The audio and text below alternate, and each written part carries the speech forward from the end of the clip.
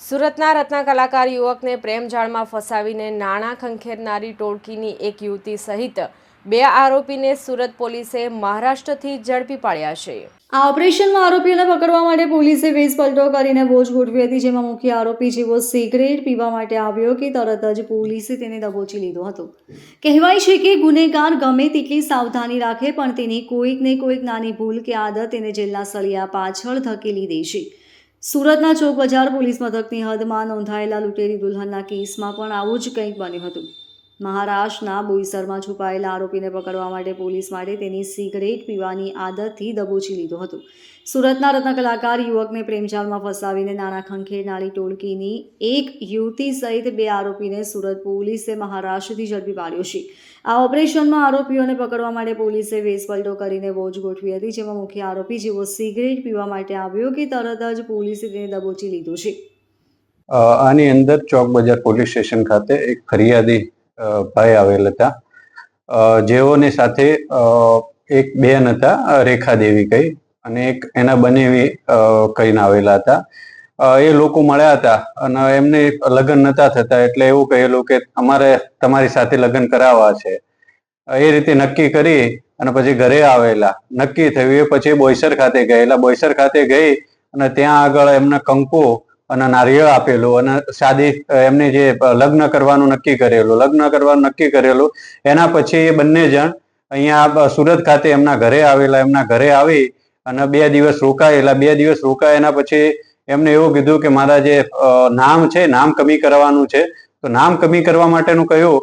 એના પછી કે હું જાઉં છું ને પાછળથી આવીશ એમ એવું કહી અને પછી જતા રહેલા। એના બાદ આવેલા નહીં એટલે વારંવાર જે ફરિયાદી પક્ષ છે એમના તરફથી સંપર્ક કરવાની કોશિશ કરેલી પણ સંપર્ક થયેલો નહીં, એટલે એમને આવી અને અહીંયા પોલીસ સ્ટેશન ખાતે કમ્પ્લેન આપેલી। જે કમ્પ્લેનના આધારે ફરિયાદ રજીસ્ટર કરી આવી અને જે PSI નીનામાં છે એમને તપાસ આપવામાં આવેલી।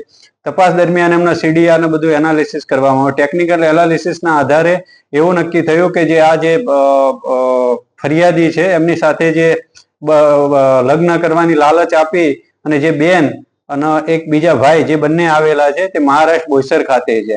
તો એ બેજ ઉપર એક ટીમ મોકલવામાં આવી મહારાષ્ટ્ર બોઈસર ખાતે। ત્યાં જઈ જે PSI છે ત્યાં જઈને જે જગ્યાએ વધારે પડતી એની જે હિલચાલના લોકેશન હતું ત્યાં જઈને એમને એવું કહેલું કે અમે ત્યાં એમના વતનથી આવેલા છે, ઉત્તર પ્રદેશથી આવેલા છીએ અને સોનુ ગુપ્તાનું કામ છે એમ, એટલે કે સોનુને ચાની કેટલી વાળાને બધા ઓળખતા હતા એટલે આવેલા છે ને અમારો ફોન સ્વિચ ઓફ થઈ ગયો છે તો અમારે એમને જવું છે એમના ઘરે। તો કે અહીંયા બિસ્ટોલ પીવે છે તો બિસ્ટોલ લેવા માટે આવશે। ત્યારે PSI નીનામાં ત્યાં આગળ ચાની કેટલી ઉપર ત્યાં આગળ ચાનું કામ કરવા, ચા ઉકાળવાનું ચાલુ કરી લીધેલું। એ સમય દરમિયાન એ બિસ્ટોલ લેવા માટે ત્યાં આવેલા એટલે ચાની કેટલી વાળાએ કહ્યું કે આ ભાઈ સોનુ ગુપ્તા છે। એટલે જેવા છે PSI પકડી લીધેલા અને પૂછ્યું। એના પછી જે બીજા રેખાદેવી ત્યાં હતા એમની તપાસ કરી, તે મળી ગયા। એ બેજ ઉપર લાવી અટક કરી અને આગળની કાર્યવાહી કરવામાં આવે છે। સર, ઘરમાંથી જે રૂપિયા બી લઈ ગયા છે આ લોકો અને પોતાના કેટલા લોકોને શિકાર બનાવ્યા છે આ રીતના? એમની પાસેથી 1,10,000 રૂપિયા લઈ ગયા છે, જે લગ્ન કરવાની લાલચ આપી અને અહીંયા એના માટે 1,10,000 લઈ ગયા છે અને પગમાં પહેરવાના ઝાંઝર એ આમને આપ્યા હતા ફરિયાદી પક્ષે। આના સિવાય હજી સુધી કોઈ બીજી ફરિયાદ આવી નથી કે અમારા ધ્યાન ઉપર હજી આવી નથી, તપાસ આગળની ચાલુ છે। સર, લોકોને શું અપીલ કરશો આ લૂંટેરી દુલ્હન જે રીતે અંજામ આપી રહી છે? લોકોને કોઈ પણ આવી રીતે જેના લગ્ન થતા નથી એ લોકોએ પહેલા તપાસ કરવી જોઈએ, એનું બેકગ્રાઉન્ડ જાણવું જોઈએ અને લગ્ન છે રજીસ્ટર કરાવવા જોઈએ। ખાલી ફૂલહાર કરી અને એવું માની નથી લેવાનું કે આ લગ્ન થઈ ગયા છે। Bureau report LK star news, Surat.